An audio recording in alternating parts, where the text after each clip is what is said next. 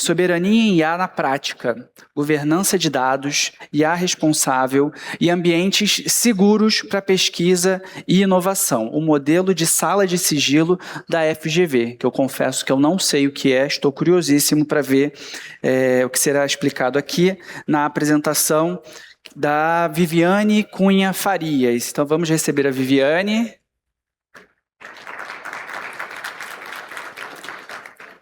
Tudo bom, Viviane? Boa tarde. Boa tarde, agora sim. Boa tarde, aqui eu estava sem óculos, aí eu não estava enxergando aqui onde ligar o microfone. Bom, essa apresentação ela vai trazer um recorte da soberania digital, que é o tema desse fórum, desse simpósio, já foi plenamente explicado, falado. Então eu vou trazer um recorte vertical do que eu entendo ser uma soberania digital na prática. É um caso de uso que a gente aplica no dia a dia na FGV, é um caso de uso que foi construído a partir da importância da governança dos dados, porque ele segue, na verdade, definido pela criticidade dos dados, que é um modelo de soberania que é usado para apoiar projetos de pesquisa em sala de sigilo. Então, o sigilo dos dados foi o imperativo para que nós desenvolvêssemos um processo que fosse soberano o suficiente para lidar com a criticidade daquelas informações. Nessa apresentação eu vou então pontuar em 5 áreas bem específicas, que é a importância da soberania digital, nesse contexto geopolítico do país, é inegável, e a governança de dados tem um papel muito relevante nessa soberania.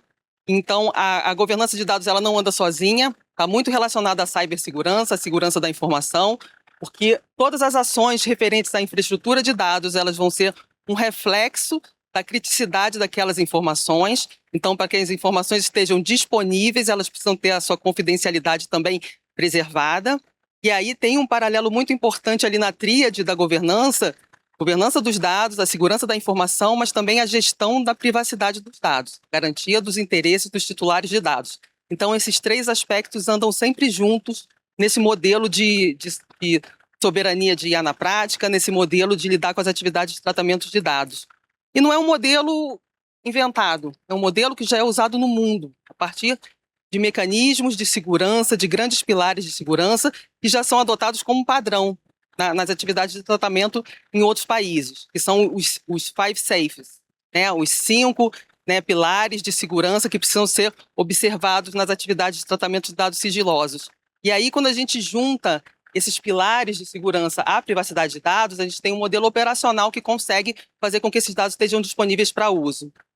E aí depois eu vou compartilhar um case, como a gente lida com isso no dia a dia, e trazer umas reflexões de como orquestrar, e nós ouvimos aqui apresentações muito interessantes, tem muita infraestrutura e conectividade, e a gente precisa... Não tá ouvindo? Ela disse que não tá. Tá todo mundo ouvindo?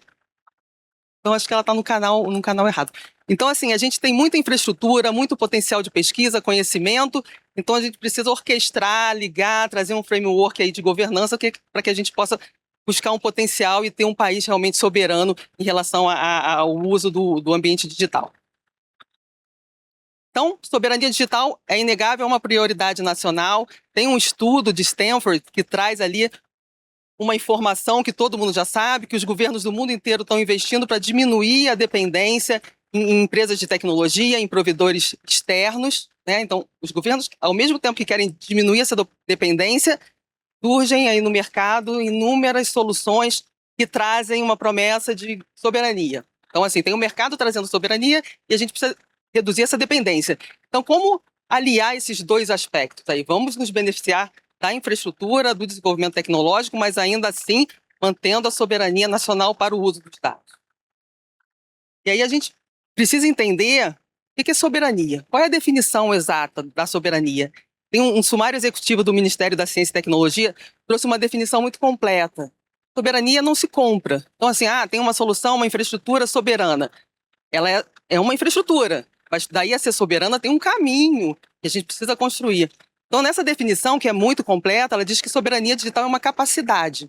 Então, é uma construção de capacidade de entender o funcionamento de cada infraestrutura, e a gente sabe que a gente tem no país um cenário de infraestruturas heterogêneas, a gente tem necessidades diferentes de tratamento, de computação de alto desempenho. Então, é preciso entender a especificidade de cada projeto, é preciso desenvolver e regular efetivamente o uso dessas tecnologias.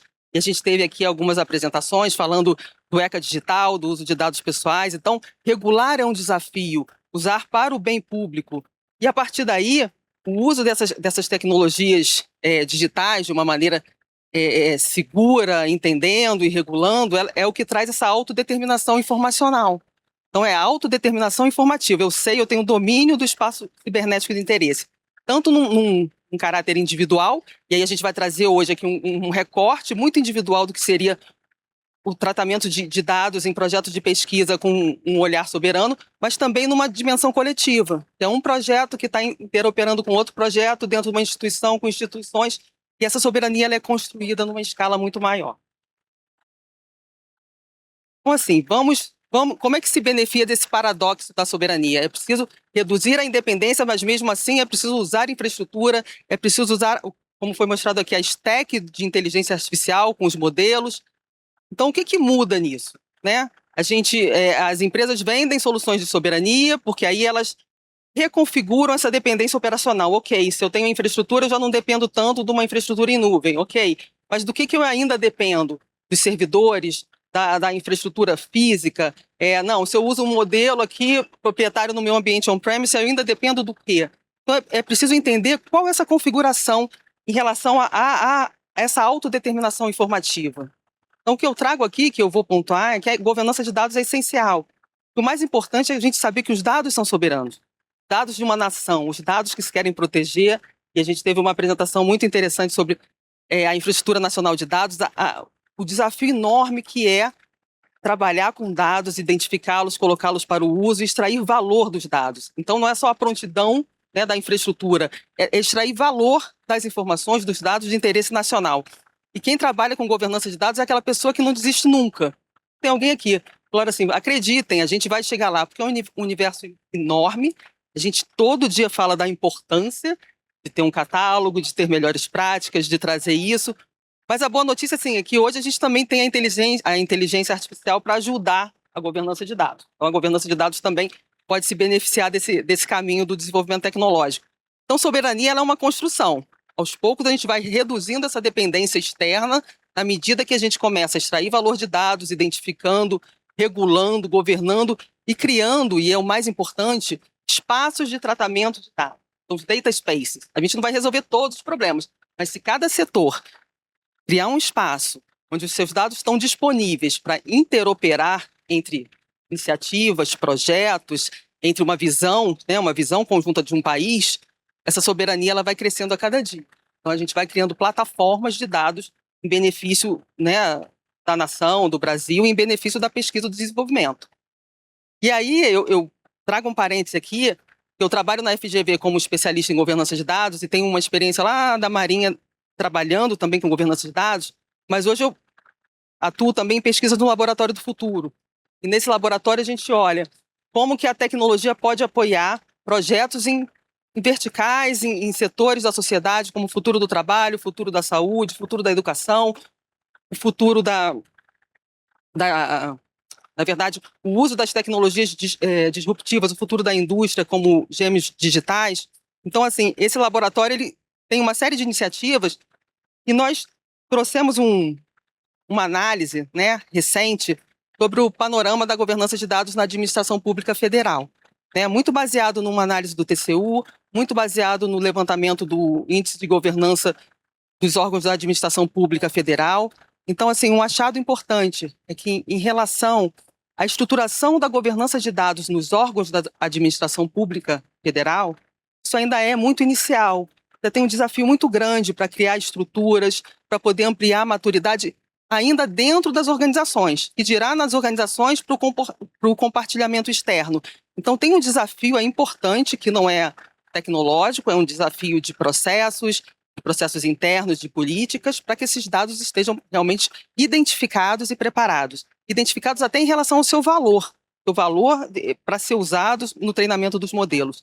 Isso é um reflexo aí direto na prontidão para as estratégias de inteligência artificial. Então, assim, um número ainda maior demonstra que os órgãos da administração pública ainda não estão com as suas estratégias de inteligência artificial devidamente amadurecidas para poder alavancar esse processo de soberania digital.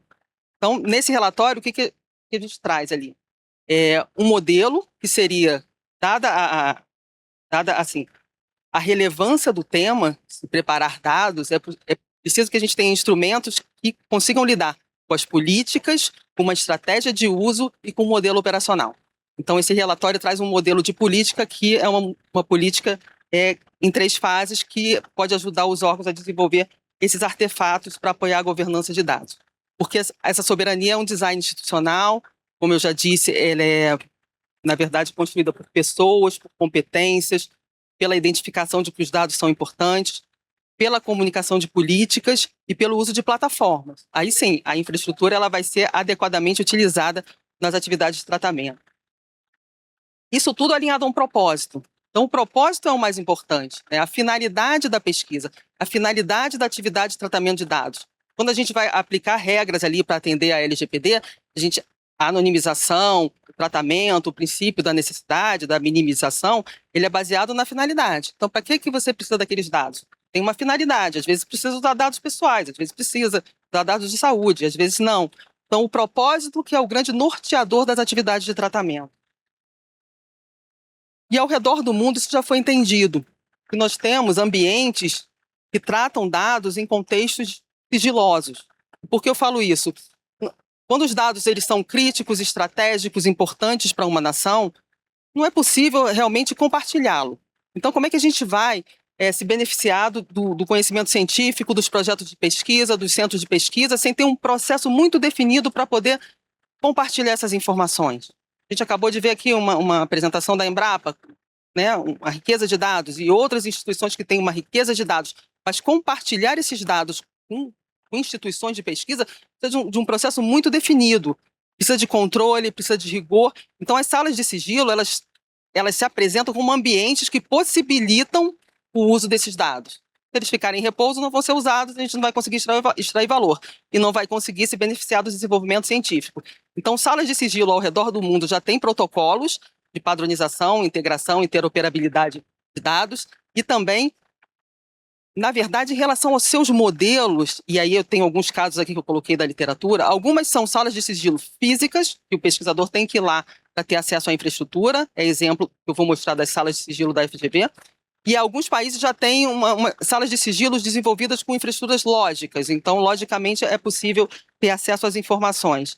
Então, no Brasil, a gente tem o exemplo da sala de sigilo do IBGE e do Serviço de Acesso a Dados Protegidos do INEP, que é um serviço que disponibiliza dados da educação básica, dados com metadados, dados possíveis de integração, que já tem um processo, que é um processo de autorização divulgado na internet, com polos onde os pesquisadores podem buscar o credenciamento, apresentar os seus projetos de pesquisa e ter acesso a esses dados. E hoje, já com muito sucesso, são realizadas pesquisas de impacto, pesquisas importantes, a partir desses núcleos de acesso a dados protegidos. Então, assim, ampliar num contexto nacional essa capilaridade de acesso a dados e ampliar num contexto nacional esse volume de dados em ambientes sigilosos é um objetivo muito interessante, muito virtuoso de se beneficiar do conhecimento científico, do desenvolvimento de pesquisas e dessa busca pela soberania digital. Aqui, trazendo assim especificamente, no caso da FGV, tem um polo em São Paulo e tem um polo para o Núcleo de Acesso a Dados Protegidos do INEP no Rio de Janeiro. Me parece que no Rio de Janeiro é o único polo. E temos mais e aí num total de 9 polos ao longo do país, com dados do Censo Escolar, do Enem, ENAD, SAEB e outras bases educacionais. Solicitação de acesso já está divulgada, tem as regras no site do próprio INEP, como é que é feita essa autorização. Então, assim, a governança de dados, ela tem um processo anterior, que é a governança da pesquisa. Saber a finalidade, autorizar os pesquisadores, avaliar o impacto da pesquisa. Então, é um processo muito integrado. São várias diretrizes, vários níveis de governança que eles se relacionam, governança da pesquisa, governança de dados, governança da tecnologia, que a gente consiga viabilizar as atividades de tratamento de maneira segura. Então, em relação a um protocolo que já é usado internacionalmente, a gente precisa observar 5 diretrizes aqui de segurança. Projetos seguros, né? Observar a finalidade do projeto de pesquisa, o impacto, para que questões éticas, questões de direitos humanos, quem é que precisa, enfim. Safe projects, as pessoas que vão ter acesso, os pesquisadores devidamente credenciados, e só eles para terem acesso a esses dados e a essa pesquisa, e aquele ambiente segregado o suficiente para garantir que as pessoas, e somente aquelas pessoas, tenham acesso. Então é a garantia da confidencialidade, mas também da disponibilidade. As configurações adequadas para que os pesquisadores também consigam trabalhar com as ferramentas naquele ambiente que possam apoiar as atividades de tratamento, sejam para análise de dados, para desenvolvimento de modelos e o que quer que seja. Então, a configuração ela é muito específica de cada projeto. Cada projeto vai ser analisado à luz da sua demanda. E os dados seguros. É inegável manter os dados ali naquele ambiente, porque eles vão estar íntegros no ambiente de sala de sigilo, e se tiver que extrair no resultado da pesquisa de curto prazo está sendo desenvolvida na sala de sigilo. No momento da extração dos dados, tem um protocolo rígido, com aquela tríade da governança de dados, da segurança da informação e também da gestão da privacidade. Então, tanto no INEP quanto na FGV, é o mesmo protocolo para a extração desses dados. Eles só são extraídos da sala de sigilo em resultados agregados, que são os safe outputs. Então, assim, garantir um projeto de pesquisa que seja realmente soberano é muito importante. Primeiro, que a governança da pesquisa tenha essa visão de que é importante ter os dados governados, que é importante a segurança da informação, que é importante criar processos e protocolos que garantam esse controle. Então, no modelo da FGV, o que possibilitou que a governança de dados fosse atuante foi a governança da pesquisa e inovação, que determinou que todos os planos de gestão de dados passem por uma análise tríade, que é uma análise da governança de dados, que vai olhar a natureza dos dados, vai classificar, colocar no catálogo de dados em relação aos pesquisadores, às finalidades, sempre garantindo a propriedade intelectual. É claro que nem tudo fica comunicado, mas o catálogo de dados é um instrumento muito importante para possibilitar, né, que a pesquisa seja divulgada e que a gente possa ampliar esses benefícios. E a governança de dados também direciona e organiza a arquitetura para tratamento e a infraestrutura que vai lidar com esses desafios de especificamente determinado projeto. A área de segurança da informação, que ela, na verdade, ela especifica uma infraestrutura segura o suficiente, os controles de acesso, os túneis seguros e toda a parte de infraestrutura segura para o tratamento da informação, e a análise do encarregado de dados pessoais, que é o DPO. Então, todo o processo de tratamento passa pela equipe do encarregado de dados pessoais. E só a partir daí que ele é autorizado a tratar esses dados no ambiente de sala de sigilo. Não só para a integração, como para a extração dos dados. Então, todo esse processo, ele possibilita que a gente tenha aqueles princípios FAIR da pesquisa. Que os dados possam ser encontrados, e para isso a gente tem os instrumentos da governança de dados, como o catálogo de dados, as políticas, as responsabilidades pela curadoria. Eles precisam estar acessíveis a quem tem necessidade de conhecer, então não só acessíveis na pesquisa de curto prazo, mas acessíveis em relação aos procedimentos para que esses dados possam ser obtidos, os procedimentos de autorização, quem são as pessoas que estão lidando com isso. Um desafio é que sejam interoperáveis. Então, assim, interoperabilidade é um desafio. Então, projetos podem ser segregados o suficiente, mas a gente, na medida que começa a ter esses princípios FAIR, a gente começa a olhar para o lado e a ter uma interoperabilidade em níveis. Pode se conectar em rede, dentro da sala de sigilo, pode ser uma interoperabilidade no nível sintático, numa sintaxe, eu entendo que dados estão sendo tratados, ou a gente sobe o nível numa semântica, né, com grafos de conhecimento, o que um projeto está lidando, ou o outro também, e a gente consegue fazer esse paralelo. Então, interoperabilidade é uma construção. E é muito desafiador tratar nesse aspecto, mas um requisito padrão é que os dados sejam trabalhados ali na sua fonte, nos metadados, que a gente possa criar padronizações e possibilitar chaves que se integrem em vários domínios. E a partir daí, esses projetos eles não ficam estanques. O projeto terminou, apresentou resultados, aquele processo fica mapeado, guardado e pode eventualmente ser revisitado, e a gente não começa do zero. Então, assim, a experiência, o conhecimento, ele fica registrado e ele pode ser realmente aperfeiçoado, criado, e aí a gente consegue crescer, né, em escala o conhecimento científico. Esse é um exemplo de uma tela do catálogo de dados da FGV, que usa uma plataforma, mas o catálogo de dados ele não é restrito a uma plataforma. O importante é que exista a melhor prática aplicada, que é a identificação dos dados, o inventário, as responsabilidades, a aplicação de políticas. Então, todos os projetos são cadastrados num catálogo de dados. E aí, dentro de cada domínio de uso, por exemplo, dados de educação básica, as bases de dados do INEP estão disponíveis mediante a esses critérios de acesso, como é que esses dados podem ser obtidos, como que os pesquisadores podem se apoiar nessas diretrizes de governança, nas infraestruturas. Então, o catálogo também se apresenta como uma ferramenta de comunicação. E aí, muito importante, a classificação da informação, o nível de classificação da informação, quem que está responsável, onde é o ambiente para as atividades de tratamento e as regras tendo as mesmas. Então, aqui é bem interessante porque um núcleo de acesso a dados protegidos é um núcleo de acesso, mas os dados estão protegidos numa infraestrutura do INEP, por exemplo. E pode ter um núcleo de acesso a dados protegidos, onde tem o acesso, mas os dados estão protegidos numa outra infraestrutura. Então, a governança ela não está restrita a uma infraestrutura, é um processo que pode apontar para infraestruturas específicas e adequadas para cada projeto. E aí, nesse processo, muito interessante, que não só os tratamentos de dados em ambientes sigilosos, eles trazem benefícios ali naquela aplicação. Na medida que a área de governança de dados começa a analisar um plano de gestão de dados, a gente começa a observar que aquele projeto também trata bases de dados abertas, que também obtém dados externos, que também tem uma série de informações que podem compor, por exemplo, um catálogo de bases de dados abertas e restritas, que aí pode apoiar outras pesquisas num outro escopo. Então, assim, a criação de um catálogo de dados abertos é um spin-off também desse projeto de pesquisa em ambientes seguros. Então, a análise dos planos de gestão de dados pode trazer muitos insights numa série de iniciativas, inclusive no planejamento de infraestrutura, na visão das atividades de tratamento, na conexão de equipes.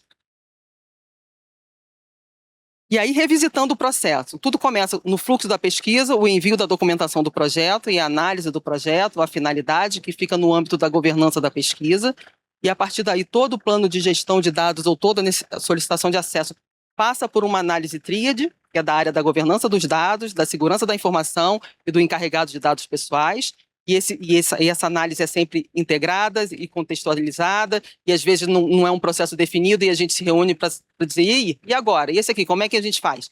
E aí o protocolo é revisitado, e aí o projeto segue para que os pesquisadores, o grupo, possam trabalhar no ambiente, a partir do agendamento, num ambiente seguro, para desempenhar as atividades de pesquisa, com o suporte da infraestrutura, com o suporte da segurança da informação, e sempre que eles precisam extrair os resultados, ou quando a pesquisa chega ao final, toda a solicitação de extração ela passa também por um critério de autorização, por uma análise e tríade novamente.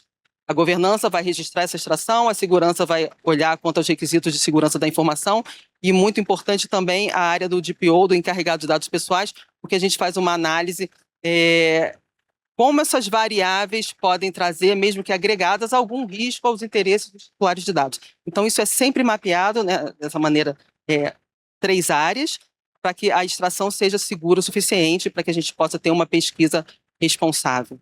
Né? Eu quero fazer um parêntese, porque lá no roxo, lá em cima, quando a gente fala em envio de documento, do projeto de pesquisa, aí tem as análises do Comitê de Ética, do Comitê de Integridade de Pesquisa, da qualidade. Então, toda a parte de governança e análise dos instrumentos de pesquisa ficam antes de chegar para a governança de dados. Eu estou aqui falando do processo que começa naquela análise tríade, que é do uso da infraestrutura segura. Então, se tiver que tirar uma foto, o que é importante? Observar a governança dos dados em relação a ter um catálogo dos dados, metadados, garantir a linhagem dos dados sigilosos, olhar os papéis, as responsabilidades, os comitês, quem é que está olhando para essa informação e cuidando desses dados sigilosos, e observar que é possível, ainda assim, aplicar aqueles princípios FAIR da pesquisa, de maneira que a gente cresça no compartilhamento do conhecimento.